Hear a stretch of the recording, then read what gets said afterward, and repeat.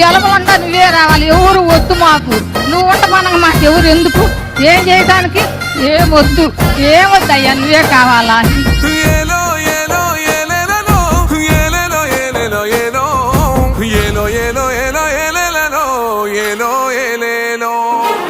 పేదింటితో పేగు బంధమే పెనవేసుకున్నాడు జగనన్నరా, మురిసిపోయేల రాజన్నరా.